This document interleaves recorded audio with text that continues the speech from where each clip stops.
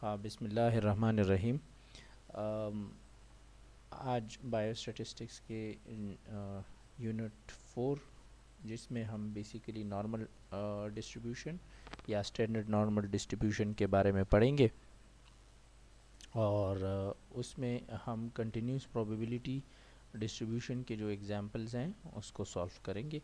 सो continuous probability या जो standard normal distribution है, यहाँ जो कर्व आपको रेड लाइन में नज़र आ रही है, ये बेसिकली स्टैंडर्ड नॉर्मल डिस्ट्रीब्यूशन इसको कहते हैं, क्योंकि इसमें हमारे पास जो डेटा होता है वो बिल्कुल नॉर्मली डिस्ट्रीब्यूट होता है। जैसे हमने पिछले लेक्चर्स में पढ़ा था कि हम नॉर्मल डिस्ट्रीब्यूशन क्यों पढ़ते हैं। उसके सिमिलर आंसर यहाँ पे वही एक रिपीटिशन है, जिसमें हम कहते हैं कि बहुत कम डेटा ऐसा होता है जो कि एग्जैक्टली नॉर्मली डिस्ट्रीब्यूट होता है।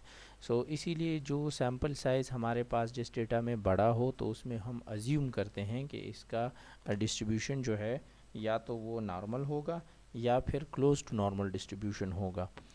और फिर इसके बेस पे हम यही नॉर्मल डिस्ट्रीब्यूशन जो है, ये बुनियादी तौर पे हम इन्फ्रेंशियल स्टैटिस्टिक्स या जो एस्टिमेशन होती है जिसमें हम हाइपोथेसिस टेस्टिंग करते हैं, तो उसमें इसको इस्तेमाल करते हैं। जब भी हम जैसे हमने लास्ट स्लाइड में पढ़ा कि हम स्टैंडर्ड नॉर्मल डिस्ट्रीब्यूशन पढ़ते हैं, तो जब भी हम इसको पढ़ते हैं इसमें हम दो इम्पॉर्टेंट चीज़ें जो है वो नोट करते हैं। इसमें हमारे पास जो दो इम्पॉर्टेंट चीज़ें हैं, एक म्यू है और एक सिग्मा है।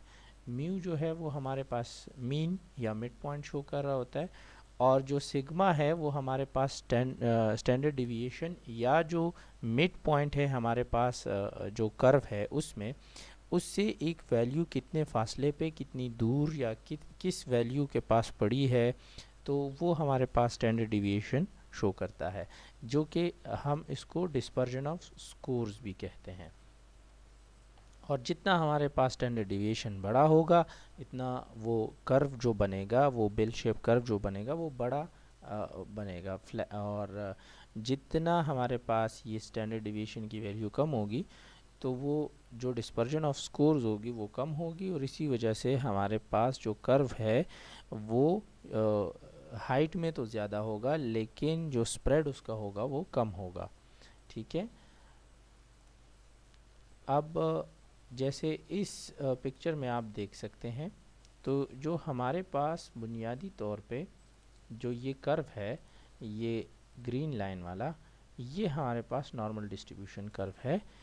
और यहाँ पे हम उसको मीन, जो मिड पॉइंट है उसको हम मीन कहते हैं, या यहाँ पे जो सिंबल है म्यू का, इससे हम उसको रिप्रेजेंट करते हैं। ठीक है। और जो स्टैंडर्ड डिविएशन है, फॉर एग्जांपल एक वैल्यू इधर पड़ी हुई है, तो वो वैल्यू जब हम कंसिडर करते हैं तो इस मीन वैल्यू से उस स्पेसिफिक वैल्यू का कितना फासला है, कितना डिफरेंस है, तो वो हम जो स्टैंडर्ड डिविएशन है उसके थ्रू हम देखते हैं। ये आपका फिर एक रिपीटेशन पिछले स्लाइड का, ये जो ग्राफिकल फॉर्म में है उसमें हो गई। एक थर्ड स्लाइड जिसमें हम और डिटेल में पढ़ेंगे कि नॉर्मल कर्व में लोकेशन और शेप के बेस पे किस तरह डिफरेंस होती है, जब उसमें मीन तो सेम होगा लेकिन जो स्टैंडर्ड डिविएशन है वो डिफरेंट होगा। तो यहाँ पे इस स्लाइड में अगर आप देखें, तो फॉर एग्जांपल यहाँ पे मीन के हिसाब से ये कर्व आप नोट कर लें और ये भी देख लें। अब ये दोनों सिमिलर लग रहे हैं आपको। यहाँ पे चूँकि इसका मीन तो वही है, लेकिन स्टैंडर्ड डिविएशन इसका कम हो गया है, तो देखें इसका जो स्प्रेड है जो यहाँ से यहाँ तक है ये कम हो गया है। हाइट इसकी बढ़ गई है और स्प्रेड उसका कम हो गया है। ठीक है। ये इसलिए क्योंकि इसका स्टैंडर्ड डिविएशन जो है वो कम हो गया है। अब हम आते हैं और देखते हैं इस स्लाइड में कि यहाँ पे हमारे पास दो कर्व्स हैं। एक कर्व हमारे पास ये वाला है जो कि ज़्यादा स्प्रेड का है, ये वाला देखें फ्लैट टाइप का कर्व है। ठीक है, और दूसरा जो है वो हमारे पास उसकी हाइट जो है वो ज़्यादा है। अब अगर इस इन दोनों के मीन को अगर हम देख लें तो इन दोनों का मीन हमारे पास सेम ही आ रहा है 52, ठीक है, जो कि यहाँ पे आपको दिख रहा जा है कि सकते दोनों का थे। मीन यहाँ पे आपने जैसे देखा कि मीन जो है वो दोनों का 52 है। जबकि अगर एक कर्व का देखें तो एक में स्टैंडर्ड डिविएशन 24 है और एक में उसका हाफ जो कि 12 बन रहा है।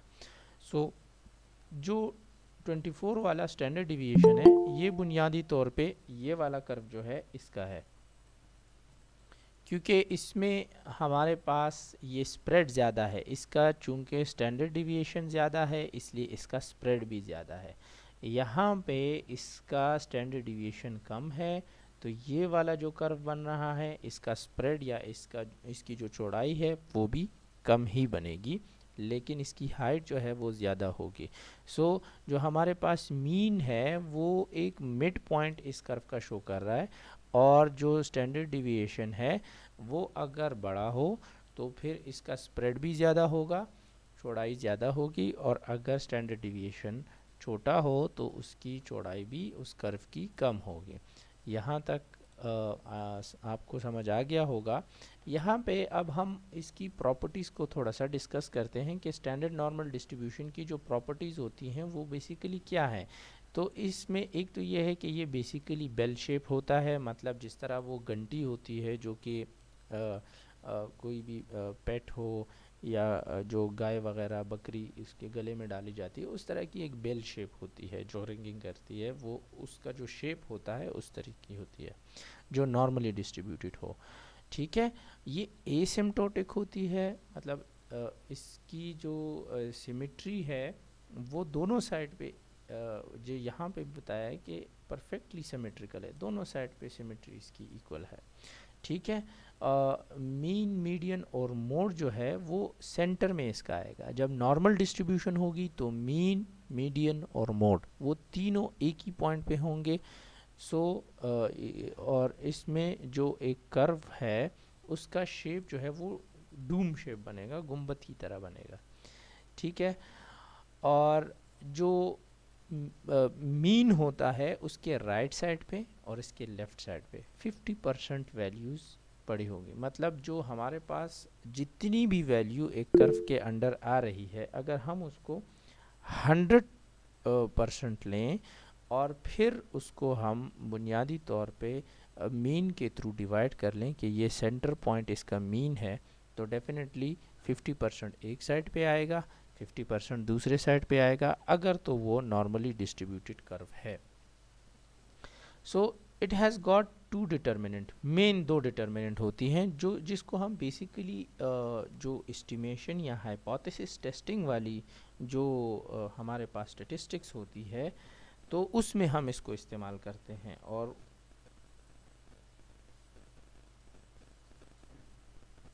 और वो हमारे पास दो जो मेन डिटर्मिनेंट है, एक को हम मीन कहते हैं और एक को हम स्टैंडर्ड डिविएशन कहते हैं।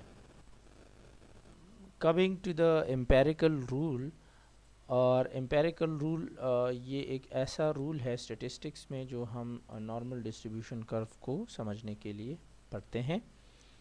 और इसमें ये कह रहा है कि मतलब जो एम्पेरिकल रूल है ये हमें कहता है कि अगर तो हमारे पास नॉर्मल डिस्ट्रीब्यूशन हो, मतलब अगर हमारे पास एक डेटा नॉर्मली डिस्ट्रीब्यूटेड हो तो irrespective of the mean and standard deviation के हमारे पास जो म्यू और जो सिग्मा है इसकी वैल्यू जो भी हो, इस के कंसिडरेशन में हम इतना डिटेल में यहाँ पे एम्पेरिकल रूल को कंसिडर नहीं करते, बस सिर्फ ये कहते हैं कि अगर हमारे पास एक डेटा नॉर्मली डिस्ट्रीब्यूटेड हो और वो नॉर्मल डिस्ट्रीब्यूशन कर्व बना रहा है तो उसमें हमारे पास जो मीन और स्टैंडर्ड डिविएशन की फर्स्ट वैल्यू होगी, मतलब मीन अगर हमारे पास किसी डेटा का 10 होगा और स्टैंडर्ड डिविएशन 2 है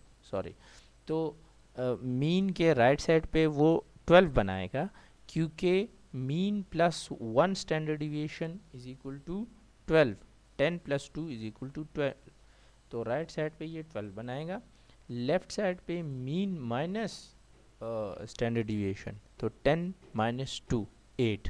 सो ये जो वैल्यू हमारे पास बन रही है, जो मीन के फर्स्ट स्टैंडर्ड डिविएशन के to the left and to the right, तो उसमें हमारे पास जितना भी डेटा उस कर्व के अंडर आ रहा है वो 68% ऑफ द डेटा होगा हमारे पास उस कर्व में। दूसरा पॉइंट ये है कि इसी मीन से अगर हम 2 टाइम इसको माइनस करें स्टैंडर्ड डिविएशन को, और 2 टाइम इसके साथ प्लस करें, तो ये जब माइनस करेंगे लेफ़्ट साइड पे होगा, जब प्लस करेंगे राइट साइड पे होगा। तो ये हमारे पास 95% ऑफ डेटा हमारे पास इन वैल्यूज़ के बीच या इन वैल्यूज़ के अंदर अंदर आएगा। फॉर एग्ज़ाम्पल हमारे पास, जैसे मैंने ही पहले उसमें भी बताया कि मीन 10 है और स्टैंडर्ड डिविएशन 2 का है, तो हम जब स्टैंडर्ड डिविएशन 2 बार मीन से माइनस करेंगे लेफ़्ट साइड के लिए तो वो 6 आएगा, 6 आएगा, और जब हम इसको प्लस करेंगे तो ये हमारे पास 14 आएगा। सो 6 to 14 की जो वैल्यू है, इसके बीच हमारे पास 95% of the data will be there in a standard normal distribution. और इसमें फिर ये थर्ड स्टैंडर्ड डिविएशन तक जाता है, और इसमें कहते हैं कि अगर हम 3 बार मीन से स्टैंडर्ड डिविएशन की वैल्यू को माइनस करें और 3 बार फिर इसको प्लस करें, तो इन दोनों वैल्यूज़ के बीच हमारे पास 99.7% डेटा जो है वो एक स्टैंडर्ड नॉर्मल डिस्ट्रीब्यूशन का आएगा। सो इसको अगर हम देखें, मीन से हम 3 टाइम वही स्टैंडर्ड डिविएशन माइनस करें तो वो 4 आएगा, और उसको जब प्लस करें 3 टाइम्स तो वो 16 आएगा।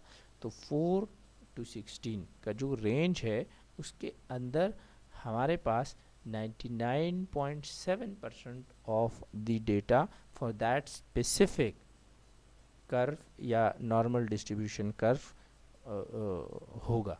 मतलब एक डेटा उसके अंदर अंदर उसी स्पेसिफिक नॉर्मल डिस्ट्रीब्यूशन कर्व में आएगा। ये सब के लिए ये रूल जो है वो सारे कर्व के लिए यही है। बाकी वैल्यूज़ जो है वो हर कर्व की अपनी अपनी होगी, क्योंकि हर कर्व का अपना मीन और अपना स्टैंडर्ड डिविएशन होगा, इसीलिए इसकी वैल्यू भी डिफरेंट होगी, लेकिन रूल सब के लिए सेम है। ठीक है, ये तो मैंने लास्ट लेक्चर्स में भी एक्सप्लेन किया था आपको। और ये रूल कहता है कि जितनी भी वैल्यूज़ होगी वो विद इन 3 स्टैंडर्ड डिविएशन, जो हमने बताया कि ये 3 स्टैंडर्ड डिविएशन तक जाता है, तो इसीलिए ये मैक्सिमम 3 स्टैंडर्ड डिविएशन तक ये वैल्यू डिस्ट्रीब्यूट होगी। इसके बाद चूँकि ये 99.7% ऑफ द एरिया जो है या of the values of curve cover कर लेता है, तो इसके बाद जो 0.3% है ये इसको आउटलायर कहता है, और ये कहता है कि कोई भी डेटा चूँकि आइडियल सिचुएशन नहीं है, तो इसलिए 0.3% जो है वो इन रेंजेस से बाहर होगा, और इसको हम आउटलायर कहते हैं।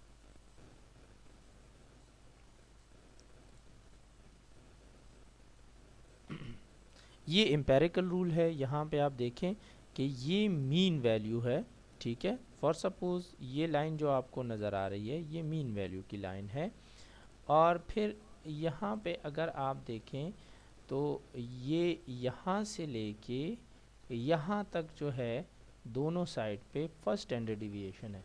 ये हमारे पास फर्स्ट स्टैंडर्ड डिविएशन है, और इसीलिए हमारे पास 68% of the area of curve या वैल्यूज़ जो कर्व के अंदर अंदर आ रही है उसको कवर कर रही है। अब यहाँ से लेके यहाँ तक ये जो ब्लू लाइन आपको नज़र आ रही है यहाँ तक, ये हमारे पास सेकंड स्टैंडर्ड डिविएशन है, और ये कहता है कि ये 95% वैल्यूज़ इस कर्व के अंदर जो आएगी वो इसके अंदर अंदर होगी। और फिर ये थर्ड स्टैंडर्ड डिविएशन में कहता है कि यहाँ मीन जो वैल्यू है यहाँ से लेके थर्ड स्टैंडर्ड डिविएशन के एंड तक यहाँ तक, ये हमारे पास 99.7% वैल्यूज़ इसी कर्व के इस रेंज के अंदर ही आएगी। ठीक है, यहाँ पे आपने देख लिया, ये बता रहा है आपको, और इसने फिर एक रिपीटेशन डेमोन्स्ट्रेशन की शो कर दी। अच्छा, ये जब आप देखते हैं कि ये दोनों साइड को कवर कर रहा है, ठीक है, ये वाला जो 68% है ये पूरा यहाँ से यहाँ दोनों साइड को कवर कर रहा है, ठीक है, यहाँ पे ये दोनों साइड को इधर इक्वली कवर कर रहा है, ये भी यहाँ से यहाँ तक जितना भी डेटा है दोनों साइड को इक्वली कवर कर रहा है, और ये फिर यहाँ से यहाँ तक जितना डेटा है उसको दोनों साइड पे जो मीन के दोनों साइड्स हैं उसको कवर कर रहा है। तो इसीलिए नेक्स्ट स्लाइड जो आपको शो कर रहा है वो उन दोनों साइड को स्प्लिट करेगा, डिवाइड करेगा मीन के दोनों साइड पे। तो यहाँ पे अगर आप देखें तो मीन चूँकि टोटल हमारे पास अगर मीन का फर्स्ट स्टैंडर्ड डिविएशन इस साइड पे और इस साइड पे लें तो वो 68% बनाएगा। 68% अगर मीन का एक साइड लें जैसे यहाँ से यहाँ तक तो वो 34% बनेगा, जो कि यहाँ पे आपको दिखाया गया है। और ये फिर लेफ़्ट साइड पे भी अगर आपको एक साइड चाहिए तो वो भी 34% बनेगा, जो कि यहाँ पे दिखा रहा है। अब ये 34 मिल के 68% बना रहे हैं, जो कि एक सिंपल रूल है कि अगर दोनों साइड पे मीन के फर्स्ट स्टैंडर्ड डिविएशन को प्लस किया जाए कि भाई ये रेंज है यहाँ से लेकर यहाँ तक ये 68% डेटा आएगा। तो अगर हमें एक साइड का चाहिए कि नहीं, मुझे तो ये बताएं कि अगर एक वैल्यू इधर पड़ी हुई है तो ये कौन से परसेंटेज पे आएगी मीन के, एक साइड का मुझे बता दें। बाकी तो मुझे पता है कि मीन का यहाँ से लेकर थर्ड स्टैंडर्ड डिविएशन यहाँ तक ये 50% बना रहा है, लेकिन मुझे स्पेसिफिकली ये पॉइंट बता दें। जब ये पॉइंट मुझे पता चलेगा तो मैं 50% इसके साथ प्लस करूँगा या नहीं, छोड़ो, सिर्फ एक सिंपल यहाँ से यहाँ तक की वैल्यू तो मुझे पता चल जाएगी ना। तो ये परसेंटेज जब हम मालूम करेंगे तो उसके लिए हमें वन साइड या एक ख़ास परसेंटेज उसमें से निकालनी पड़ेगी 68% में से। तो इसीलिए उस 68% को यहाँ पे डिवाइड करके उन्होंने दिखा दिया कि ये 34% एक साइड पे और 34% दूसरे साइड पे।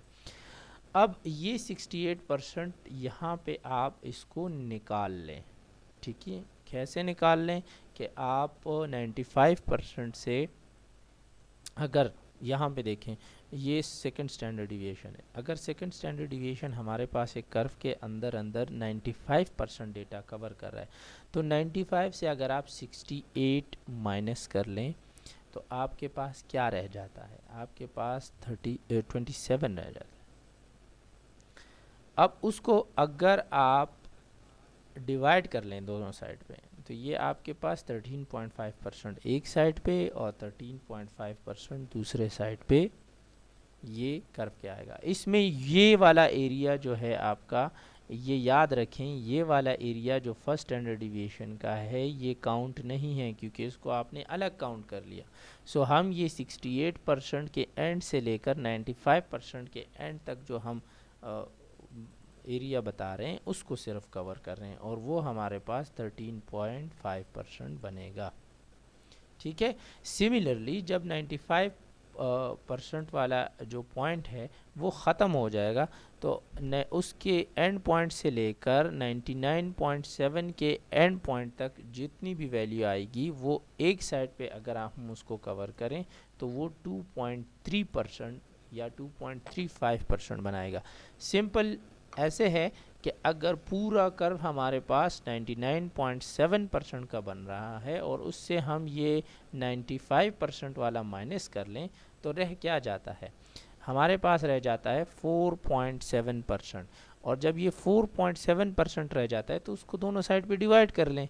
तो जब 4.7% को दोनों साइड पे डिवाइड करेंगे तो 2.35% इधर और 2.35% इधर आ जाएगा, ठीक है। सो ये हमारे पास वन साइडेड जो मतलब अगर हम मीन के देखें उसको फर्स्ट और सेकंड और थर्ड स्टैंडर्ड डिवीजन में उसकी वैल्यूज़ इस तरह डिस्ट्रीब्यूट होगी।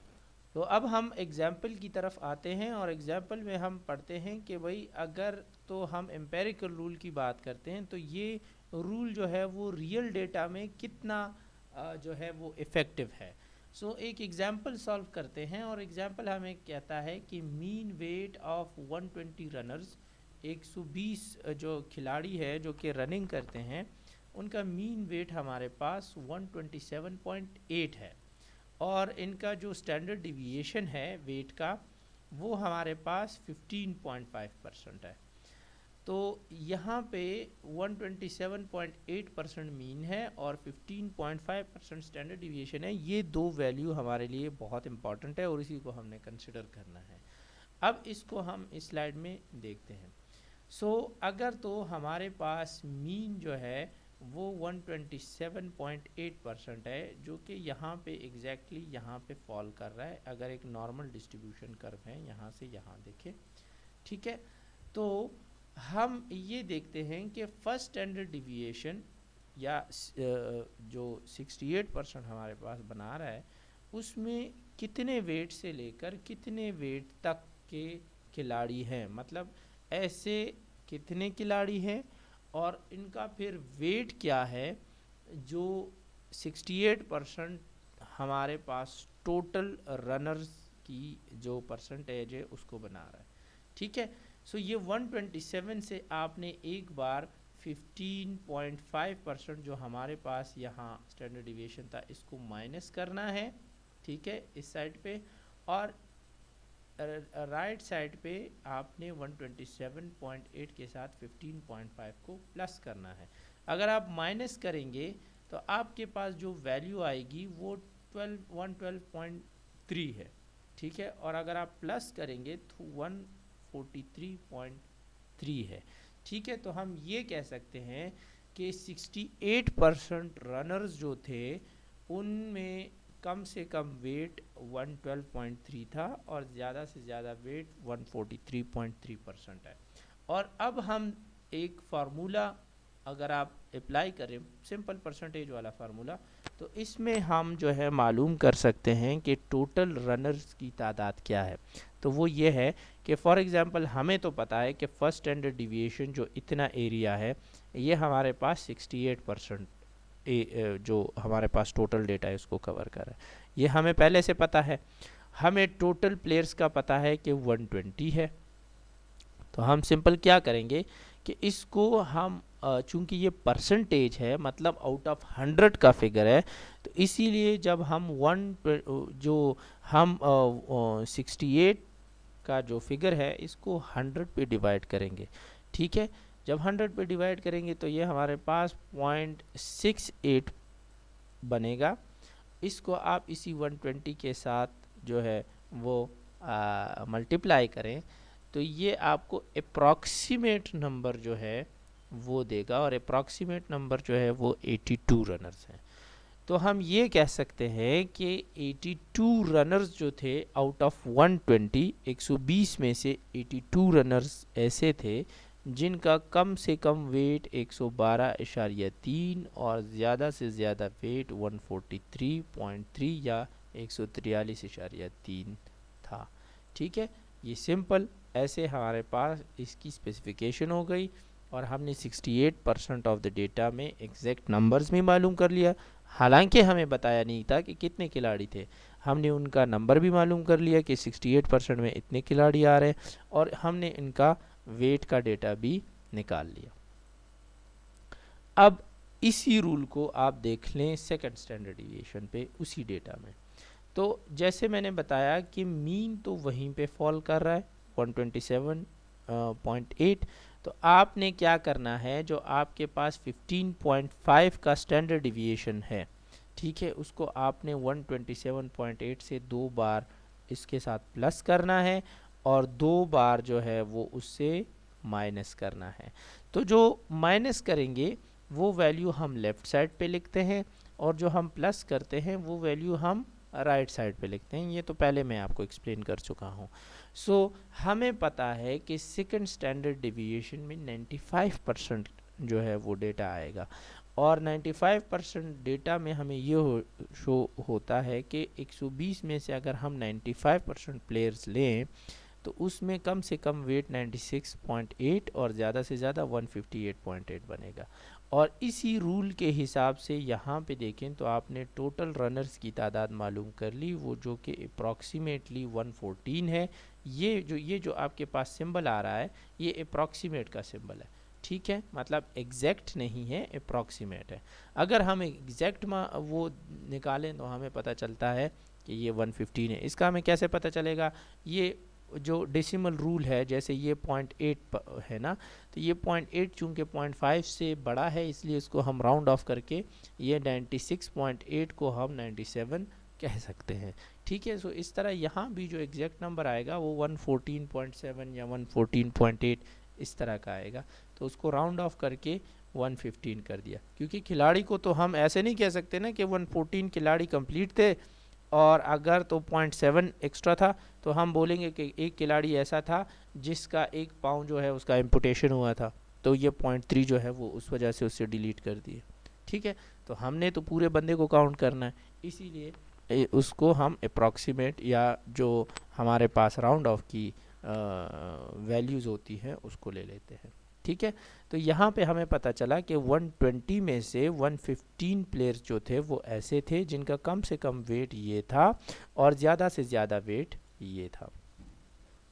और सिमिलरली 99% वाले रूल या थर्ड स्टैंडर्ड डिविएशन वाले रूल की तरफ जब हम आते हैं तो उसमें हमने 3 टाइम्स जो है उसको प्लस कर लिया 15.5 जो जो स्टैंडर्ड डिविएशन की वैल्यू थी, और 3 टाइम जो है वो हमने मीन से उसको माइनस कर लिया, तो ये 2 वैल्यूज़ आ गई।